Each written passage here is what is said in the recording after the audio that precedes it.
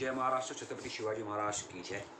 Anyways, Pratapgad war part 6 आता सुरू होत आहे आणि मला तुम्हाला एक गोष्ट अशी सांगायची आहे की पार्ट 5मध्ये I had given you one information regarding the Raja Krishnanand याला अफजल खाननी धोक्याने मारलं. बरं, पॉईंट वन मी इकडे क्लिअर करतो की thanks for all your patience everyone, you have kept that.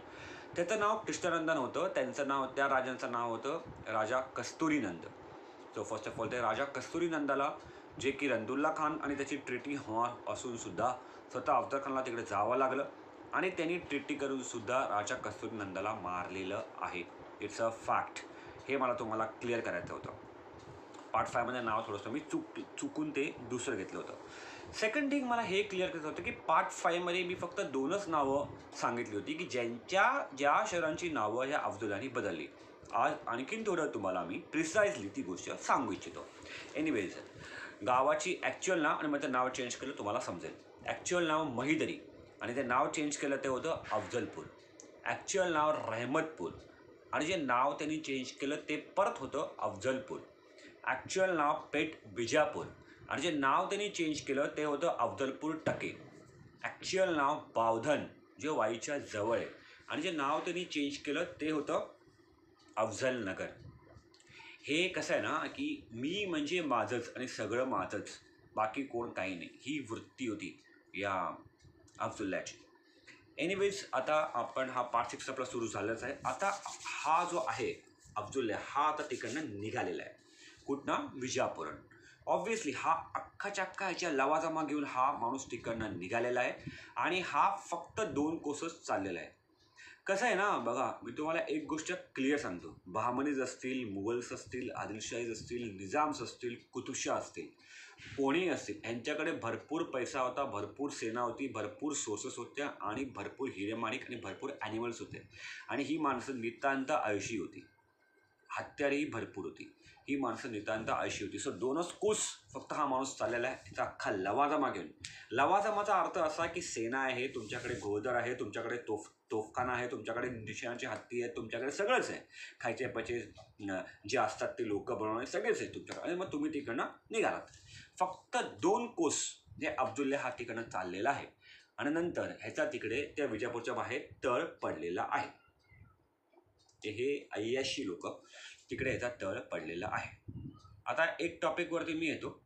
जेही पण लोक व्हिडिओ बघतात, काही लोक मानतात, काही लोक नाही मानत. सो अपशकुन नावाचा एक प्रकार आहे, यावरती कोणी विश्वास ठेवतं, कोणी नाही ठेवत, पण मी ठेवतो, जनरली ठेवतो. बिकॉज देव किंवा युनिवर्स तुम्हाला संकेत देत असतात प्रत्येक गोष्टीत. Like that it is. आणि सो ह्या अफजुल्लाला पण एक संकेत मिळाला होता बरं का. नेक्स्ट डे ज्यावेळेला अफजुल्ला आणि याची पूर्ण सेना सगळं लवाजमा उठला, बाबा झोप झाली तर सकाळ, चला उठा, निघायचं आहे पुढे.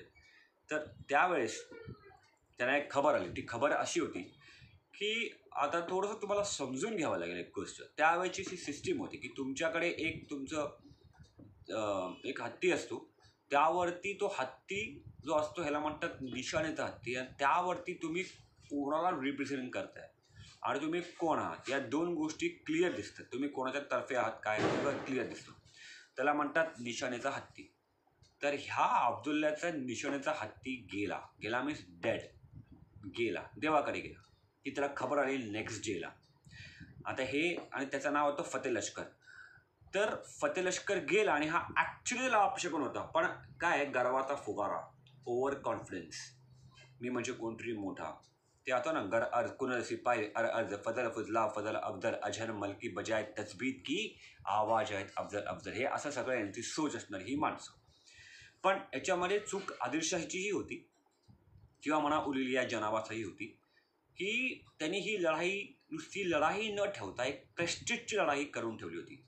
मग त्यांनी काय केलं तर आदिलशाही स्वतःचा निशाणेचा हत्ती अफजलला दिला. बिकॉज अकॉर्डिंग टू देम आता अफजल चाललं म्हणजे ही मोहीम फत्ते होणारच. का हे सगळं तुम्हाला मी सांगितलं की अफजलची पूर्ण हिस्ट्री मी तुम्हाला लास्ट व्हिडिओमध्ये क्लिअर केलेली आहे. तो किती स्ट्रॉंग होता, त्याचं पॉलिटिकल करिअर कधीपासून आहे, त्यांनी औरंगजेबालाही कुठे जेरबंद केलं होतं, हे सगळी इन्फॉर्मेशन मी तुम्हाला दिलेली आहे. ती तुम्ही जाऊन चेक करू शकता. ओके. सो फर्दर त्याचा हत्ती त्यांनी अफजुल्लाला दिला. जो हत्ती आदिलशाहने अफजुल्ला दिला त्याला म्हणजे अफजुल्लाला धालगच मिळाला आणि मग तो निघाला, मग तो पुढे आला. बरं, ह्याच्यापुढे येताना काय काय झालं हे सांगायची गरज नाही, बिकॉज बऱ्याचशा पिक्चर्समध्ये वगैरे हे सगळं उल्लेख केला आहे की अब्दुल्ला खूप क्रूल होता, त्याची सेनाही तशीच cruel. As a leader so as a team माणसांवरती अत्याचार होतेच, बायकांवरती अत्याचार होतेच, ह्यात काही शंका नाही. बट आता असाही काही लोकांचं म्हणणं आहे की तुळजापूरलाही त्रास दिला. But as per the contemporary document, म्हणजे समान त्याच काळामध्ये असण्याची माणसं आहेत आणि त्यांनी जे डॉक्युमेंट्स जे तयार केले ते लिहिलेले आहेत, त्यामध्ये शिवभारतामध्ये असा उल्लेख येतो की तोच खान येतोय ज्यांनी 1649ला इकडे येताना हे अत्यंत प्रक्षोभक वर्णन आहेत, पण ही फॅक्ट आहेत, भवानीला जात्यामध्ये भरडलं होतं वगैरे. ठीक आहे, हे सगळे वर्णनं होती, ही प्रक्षोभक वर्णन. पण शिवभारतामध्ये उल्लेख असा आहे 1659चा की हा तोच खान येतोय ज्यांनी 1649ला तुळजाभवानीला खूप त्रास दिला होता. ह्याचा अर्थ तुळजाभवानी आईला 1659ला त्रास दिलेला नाही असा दिसतो कंटेम्पररी डॉक्युमेंटमधून. पुढे जेजुरीला त्रास दिलेला आहे हे उल्लेख आहे, त्यामुळे जेजुरी देवस्थानला याने त्रास दिला का 1659ला आपल्यावरती अटॅक करायला येताना? हो, दिला, नक्कीच दिला. त्यानंतर पंढरपूरच्या बडव्यांचं महजर आहे, त्या महजरामध्ये त्यांनी असं दिलं आहे की देवाला तकलीफ झाली म्हणजे त्रास झाला. म्हणजे पंढरपूर, मी नेक्स्ट व्हिडिओमध्ये तुम्हाला त्याचा पूर्ण मॅप दाखवेन की हे अफझुल्ला कुठनं आलं येडं. त्यात पंढरपूर तर लागलेलं आहे आणि पंढरपूरला तो आल्याच्या नंतर त्यांनी देवाला त्रास दिला, उल्लेख आहे, नक्कीच दिला 1649ला. तुम्हाला याच्यामध्ये एक गोष्ट समजून घ्यावी लागेल, माझ्या मते हा थर्ड क्लास लेवलचा इमोशनल गेम खेळत होता. Very low level of politics, जे कधीच कोणी खेळू नये तसा हा खेळत होता. काय होता, इमोशनल लो लेवल पॉलिटिक्स होतं. त्याचं म्हणणं असं असेल कदाचित, जे आत्ता आपण जर समजा सगळे डॉक्युमेंट्स वाचले आणि सगळं आपण स्टडी केला तर असं दिसतं की ह्याला असं वाटत होतं की छत्रपती शिवाजी महाराज हे ना, आपण देवाला त्रास दिल्यानंतर ह्यांना खूप त्रास होईल आणि मग हे स्वतः समोर येतील आणि आपल्यावरती, म्हणजे आपल्या समोर ठाकतील आणि आपल्याला अडवतील आणि आपल्यावरती अटॅक करतील आणि आपल्याला खूप चांगली संधी मिळेल आणि आपल्याला तिकडे जावंच लागणार नाही वाईला, किंवा पुढे तो कुठे गेला तिकडे मग तो अडकला. तर हे सगळं माझ्या मते हा एक इमोशनल गेम खेळत होता का, तर असा प्रश्न उपस्थित होतो. कुठच्या पण हिस्टोरियन अभ्यास करताना तर त्याच्या मनामध्ये हे येतच. तर माझ्या मते हो, हा एक इमोशनल गेम खेळत होता, जो अत्यंत लो लेवलचा गेम होता. तुम्ही एखाद्याच्या श्रद्धास्थळावरती अटॅक करता, निव्वळ त्याला तो कमजोर आहे असं समजू आणि मग तुम्ही त्याला समोर बोलवता, हे अत्यंत बेकार लो लेवलचा पॉलिटिक्स हा खेळ होता. काय अपेक्षा करणार तुम्ही अशा माणसाकडून? तुम्ही अपेक्षा काय करणार जो स्वतःच्या बायकांनाच विहिरीमध्ये बुडून मारतो? ऑब्व्हियसली तुम्ही काहीच अपेक्षा करू शकत नाही, पण हा उल्लेख मात्र सापडतो. त्यानंतर आपण पुढे येऊ तर हा आला पुढे फलटणला एक असा इन्सिडेंट घडला ज्याचा अशी आख्यायिका आहे, बखरीमध्ये उल्लेख आहे. मी हे सगळं ह्याकरता क्लिअर होतो का I want to go with the proofs. उल्लेख आला म्हणून ते प्रूफ असं होत नाही. डॉक्युमेंट्स जर त्याला सपोर्ट करतात तर ते प्रूफ असतं. हे सगळं मी समोर आणताना respect Gajanan Mendhole, respect Babasaheb Purandar, respect Ninad Bedekarji, respected Shivbharat आणि प्रतापदुर्ग महात्म्य, हे सगळं मी तुमच्यासमोर आणतो. आणि किती लहान बुक्स खूप आहेत, हे सुद्धा मी तुमच्यासमोर आणतोय. मोऱ्यांची जी एक छोटी बखर आहे त्यावरून सुद्धा मी समोर आणतोय, जावळीची बखर ज्याला म्हणतो ती आहे, उपलब्ध आहे.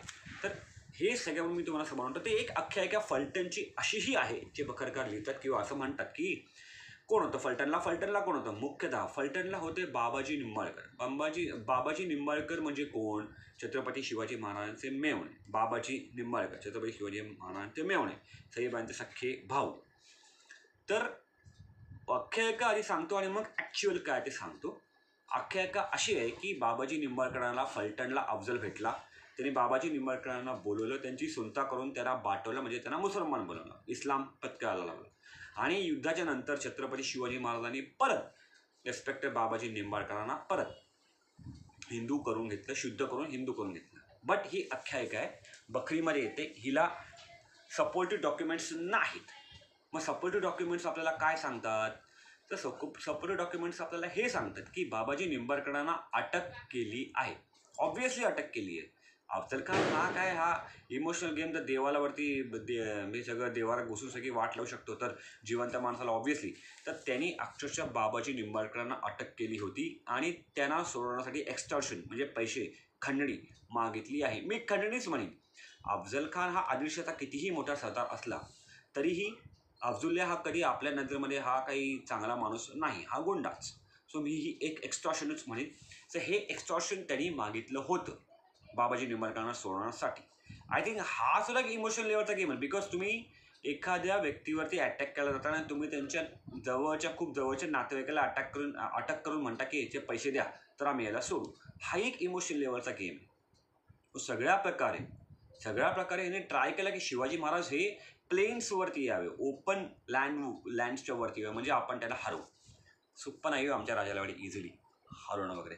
एनिवेज, तर मग त्यावेळेस काय घडलं आहे की त्यावेळेस एक घटना घडली जी उल्लेखनीय आहे. रिस्पेक्टेड नाईकजी राजे पांढरे जे अफजल खानाच्या गोठ्यातले आहेत, म्हणजे अफजल खानचे सैन्य आलेत, म्हणजे अफजल खानाबरोबर येत आहेत आपल्यावरती अटॅक करायला, तरीही ते नाईकजी राजे पांढरे यांनी पैसे देऊन बाबाजी निंबाळकरांना सोडून घेतलेलं आहे अफजल खानाकडून. ही मोठी गोष्ट आहे. माझ्या मते हे छत्रपती शिवाजी महाराजांनी त्यांच्या हेरांमार्फत करावलं असावं. मला तरी असंच वाटतं. ह्याच्यामध्ये मला नाही वाटत की मी काही चुकीचं म्हणतो, पण मला तरी हे असंच वाटतं आहे. So it must be like that. पण नाईकराजे पांढऱ्यांकडे पैसे होते कुठे? त्यांच्याकडे पैसेच नव्हते. दोन नावं इकडे पण समोर येतात, बबनभाई आणि जयचंदभाई. बबनभाई आणि जयचंदभाई ही दोन नावं परत समोर येतात. बबनभाई आणि जयचंदभाईची नावं समोर का येतात? कारण बबनभाई आणि जयचंदभाईंकडून नाईकराजे पांढरेंनी कर्ज घेतलेलं आहे आणि ते पैसे कर्ज घेऊन त्यांनी अफजुल्लाला देऊन रेस्पेक्टेड छत्रपती शिवाजी महाराजांचे मी म्हणे बाबाजी निंबाळकर यांना सोडवून घेतलेलं आहे. फलटणमध्ये हा इन्सिडेंट घडलेला आहे. ह्याला सपोर्टिव्ह डॉक्युमेंट्स आपल्याकडे उपलब्ध आहेत. सो हे असं घडलं होतं. तुम्ही पदोपदी त्रास देत येत आहे. कुठे फेडणार ही पाप? हा असा होता अफजुल्ला. बरं, आपल्याकडे कर्जपत्र उपलब्ध आहे. ह्याला म्हणजे मी सपोर्टिव्ह डॉक्युमेंट म्हणजे काय, तर कर्जपत्र उपलब्ध आहे. नाईकराजे पांढरेंनी बबनभाई आणि जयचंदभाईकडनं पैसे घेतले, हे कर्ज घेतलं आणि अफजल खानला दिलं, याचं कर्जपत्र उपलब्ध आहे. So this are the supportive documents जे आहेत, म्हणून मी तुम्हाला हे सांगतो. एनिवेज, हा पार्ट जो आहे आता मी इकडेच संपवतो. Pratapgad war part 6. पुढे मंत्रयुद्ध चालू होईल, चुकूनही मिस करू नका, खूप महत्त्वाचं आहे. जय हिंद, जय महाराष्ट्र, छत्रपती शिवाजी महाराज की जय.